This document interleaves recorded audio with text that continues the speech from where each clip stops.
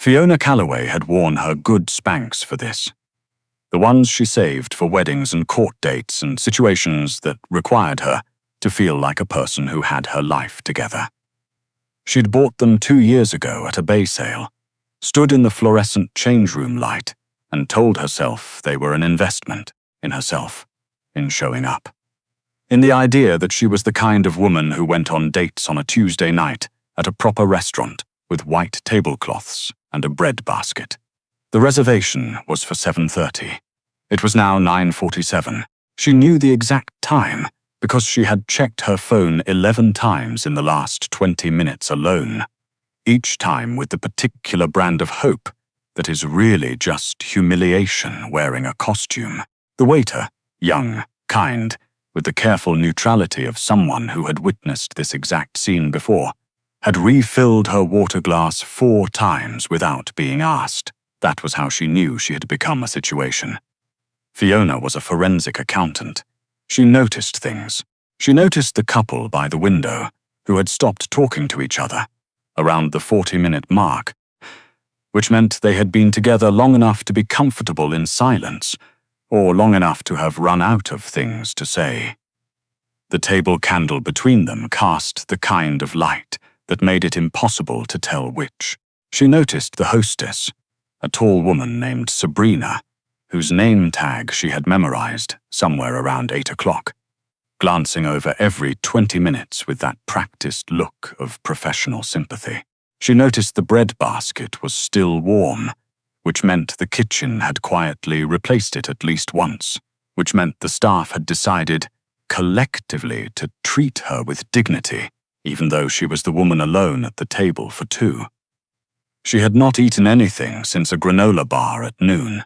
The man's name was Derek Poulin. She'd had met him through a mutual friend at a barbecue in July, standing by the cooler, both of them reaching for a Coke at the same time. He had laughed and said ladies first, and she had thought that was charming rather than recognizing it for what it was. A man performing the bare minimum and expecting a medal. They had texted for 6 weeks. He had asked her on this date 11 days ago and confirmed it twice. He had a normal job and a dog named Chester, and he had seemed, from a safe distance, like someone who would not waste her time. He had wasted her time.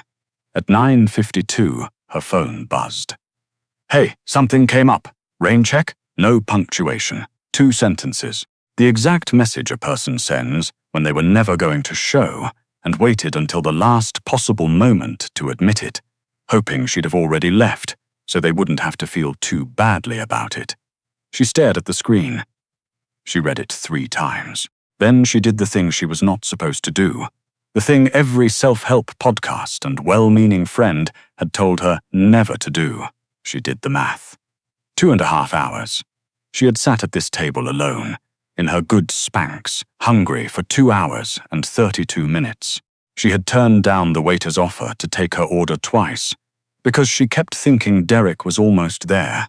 He was probably just parking. He was probably caught on the 401. She had tidied her makeup in the bathroom at 8:15 and told herself this was still salvageable. She had read the menu so many times she had it memorized. The pan-seared halibut was $38.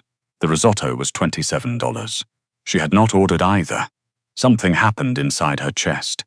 It was not sadness, though she had expected sadness. It was not embarrassment, though there was plenty of that, warm and familiar, lapping at the edges of things. What happened was that she got angry. Not the tearful, apologetic kind of angry. The other kind.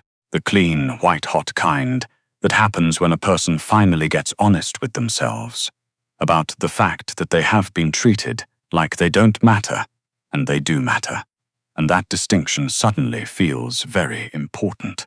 Fiona picked up her clutch, also bought on sale, also saved for special occasions, also apparently wasted on this particular Tuesday, and flagged down the young waiter. "I'm so sorry," she said, and she heard herself start the sentence with an apology before she could stop it, which made her angrier. "I'm going to settle the bill for whatever I've cost you for the table tonight." The waiter, whose name tag said Marcus, shook his head. "Please don't worry about that." But can I get you anything before you go? Something to eat, or I'm fine, she said, which was a lie, and they both knew it. She stood, smoothed her dress, emerald green, the color of someone who had tried, and began to walk toward the exit. She was perhaps 15 feet from the door when the restaurant changed. It was the only way she could think of to describe it later. The ambient noise, the silverware, the low music, the murmur of conversation did not stop exactly, but it shifted. A current moved through the room the way a current moves through water, invisible but felt. The kind of thing that makes the small hairs rise on your arms without knowing why. The door opened. 3 men came in first.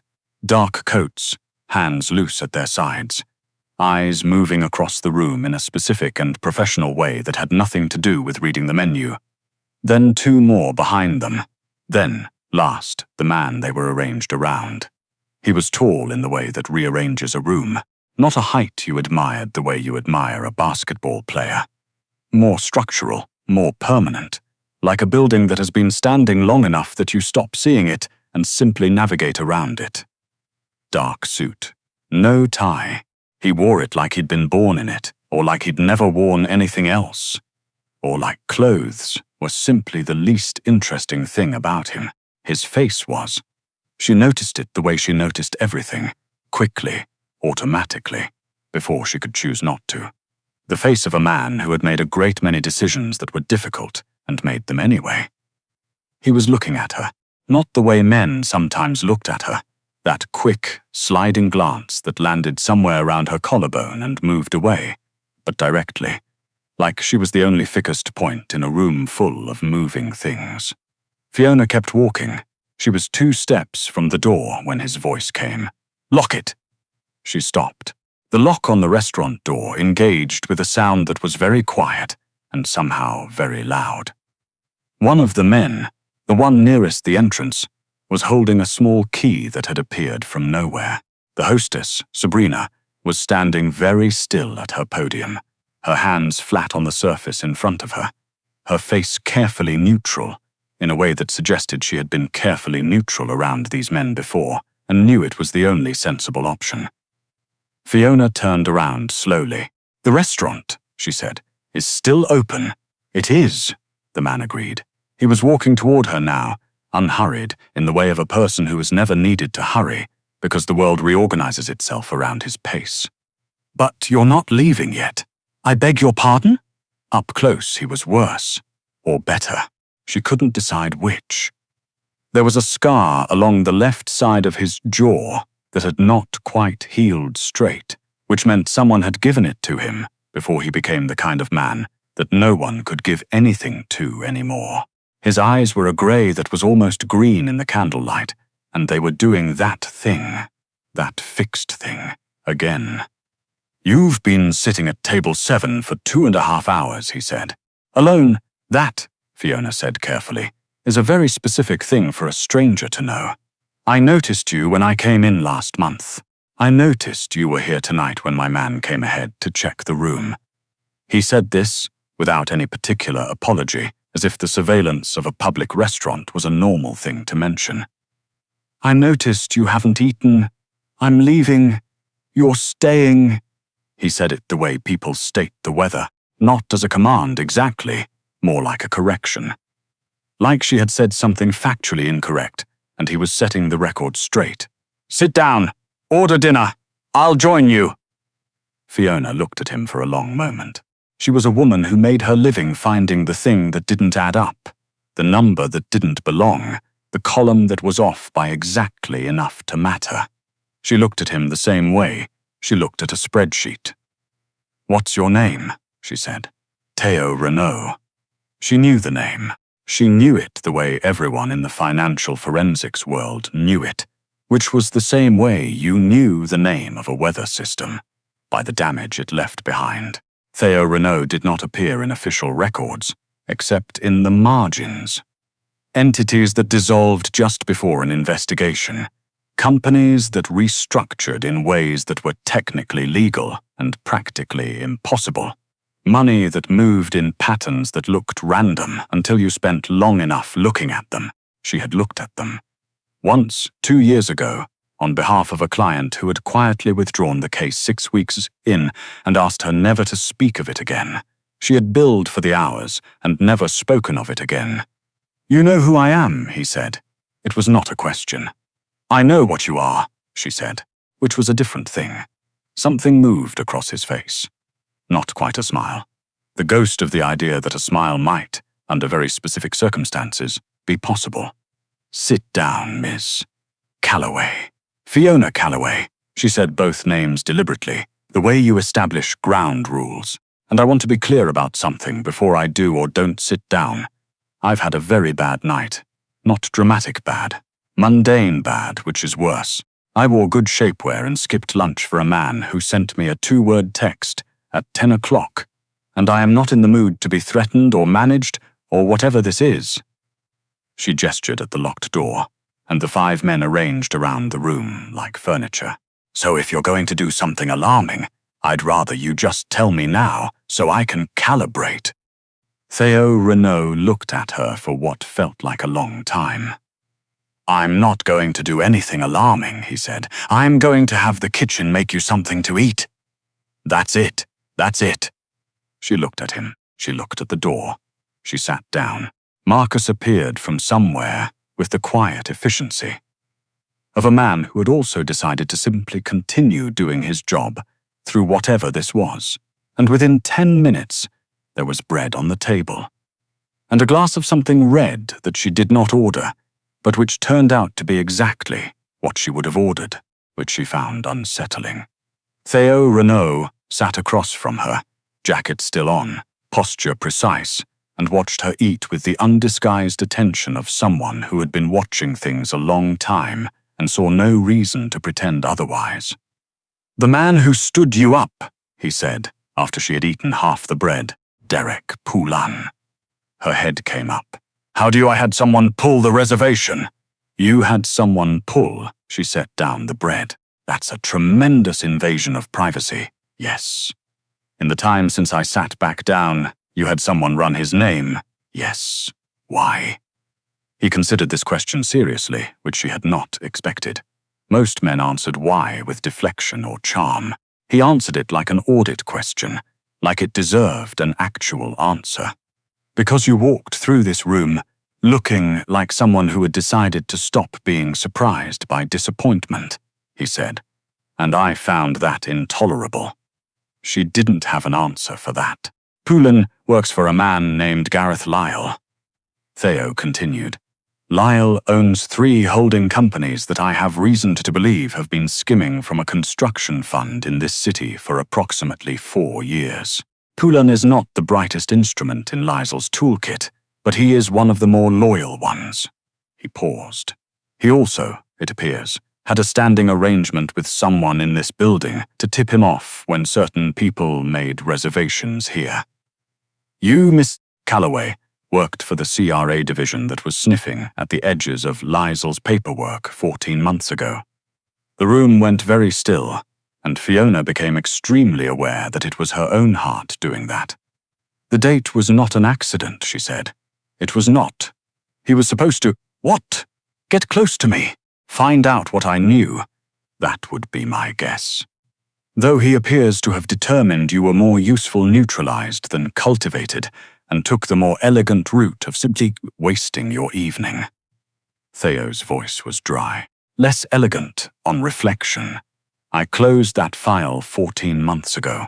She was doing the arithmetic in real time, the way she always did, pieces clicking.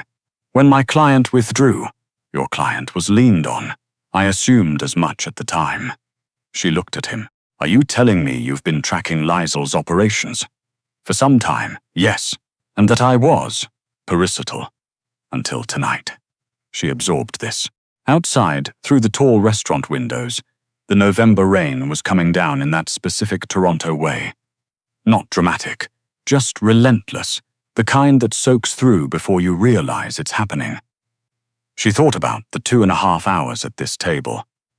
She thought about the text message. She thought about the math she had done in her head when it arrived.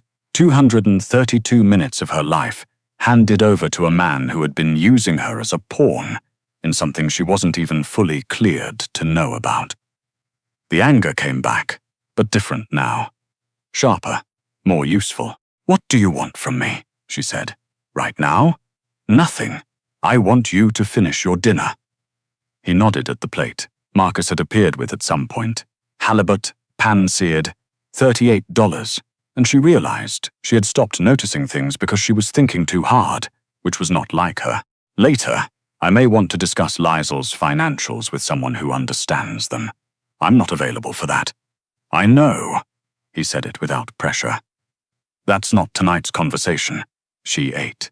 He drank water and watched the room the way a man watches a room when the room belongs to him, or when he's decided that it does, which in practice amounts to the same thing. One of his men materialized occasionally at the edge of her peripheral vision and was sent away with a look. "You said you noticed me last month," she said, eventually. "At this restaurant." "Yes. What were you doing here last month?" "Meeting someone." "What kind of meeting?" "The kind that doesn't require a reservation." He looked at her steadily. "The kind that ends with an understanding." She understood the shape of that sentence without needing the details filled in. "And you noticed me?" "You were reading the audit notes for a publicly available municipal report on your tablet," he said. "You'd circled 3 things with a stylus and had an expression like you'd found something that satisfied you and annoyed you equally." She remembered that night, October. She'd come here after a long day because it was close to her office, and she'd wanted a glass of wine and somewhere quiet to think. She remembered finding the discrepancy in the infrastructure numbers and being annoyed because it was obvious once you saw it, and someone should have seen it sooner. She had circled it 3 times. "You were watching me read budget documents," she said. "Yes. That's an unusual thing to find compelling." "Yes," he said again, and he said it in a tone that closed the subject completely, the way a door closes when there's nothing more to say. Around 11, Marcus brought her a dessert she hadn't ordered, something chocolate, small, not showy, and a card on a small silver tray. She picked up the card. It had a phone number on it. Nothing else. "If you decide you want to know more about Liesel," Theo said, "use that, and if I don't, then you don't." He stood, buttoned his jacket in one practiced motion. "Your dinner is settled. Marcus will see you out the back. There's a car waiting. It's raining. I have an umbrella." "You didn't bring an umbrella. You brought a clutch bag and your phone." She opened her mouth, closed it. He was correct. "The car is not a threat," he said. "It's a car. In the rain. You've had a long night." He looked at her then, that direct and unsettling look, the one that went past the dress and the careful makeup and the practiced expression she'd developed over 31 years of being the smartest person in rooms, that kept trying to make her feel smaller than she was. "You should have left after 30 minutes, he said. "For future reference." "I know. You owed him nothing." "I know that too," she said, and her voice came out steadier than she expected. "I'm going to work on the 30 minutes. Something shifted in his face then, not quite a smile, but close enough to be the same country. He walked to the back of the restaurant. His men fell into formation around him, the way iron filings arrange around a magnet, not because they were commanded to, but because the field simply demanded it. At the door to the kitchen he paused. "Calloway," he said, without turning. "Renaud," she said. He went through the door. She sat for another moment in the quiet of the restaurant, which was empty now, except for Marcus methodically resetting tables and the sound of rain against the windows. She looked at the card in her hand. Just a number, nothing that could be traced, nothing that would hold up, nothing that gave her any particular advantage. The kind of contact information that was either the beginning of something she couldn't predict or the last piece of a very long evening that meant nothing at all. She was a forensic accountant. She knew how to follow money. She knew how to find the place where the numbers stopped making sense and start asking the right questions from there. The card went into her clutch. She found the back exit herself, without Marcus's help. which she suspected Theo Renault had expected. The car was there, black, unmarked, engine already running. The driver did not speak to her. He simply drove through the November rain and the amber streetlights of the city, north toward her neighborhood, without being told the address. She noticed that. She sat with it. By the time she was inside her apartment, shoes off, Spanx removed. The single best moment of any day, without exception. And her good green dress hung carefully on the back of the bathroom door. She had made 2 decisions. The first was that she was going to pull everything she still had on Gareth Lyle's financials, not for a client, for herself. Because she had spent 14 months letting that file sit closed at the request of someone who had been leaned on, and she had accepted that, and she was tired of accepting things. The second decision was smaller and more private, and she was not ready to examine it carefully yet. It had to do with a phone number on a plain white card and a man who had noticed her reading municipal budget documents in October and found it, apparently, worth remembering. Outside, the rain continued. Toronto in November was the kind of city that didn't apologize for its weather, didn't dress it up or make it picturesque, just delivered it straight and let you deal with it. She had always liked that about this city. The honesty of it. She put the kettle on. She sat at her kitchen table with her laptop and a cup of tea and pulled up everything she had. She found the first discrepancy in under 8 minutes. By 2 in the morning, she had found 7 more, and each one connected to the next like a chain, which meant it wasn't an accident and it wasn't careless. It was someone who knew exactly what they were doing and had decided the people whose money they were using would never look closely enough to see it. They had not counted on her. She took a picture of the card on her kitchen table. She did not call the number, not yet. Instead, she opened a new file, created a clean ledger, and started the work the way she always started the work. From the beginning, following the money wherever it went, without deciding in advance what she was going to find. It took her 3 weeks. At the end of the 3rd week, on a Friday afternoon in December, she sent a single text to the number on the card. No preamble, no pleasantries. Lysel runs 4 shells, not 3. The 4th route's through a numbered company in Cayman that's been in operation since 2019. The construction fund is the distraction. The real money is in municipal permits. The response came in 47 seconds. Where are you right now? She smiled at her phone in the way she smiled when an audit finally reconciled, when the numbers told the whole story and there was nothing left to argue with. My office, she wrote. I have a good coffee machine and 6 months of documentation. If you want to come and have a look, I have time at 4. The 3 dots appeared, disappeared, appeared again.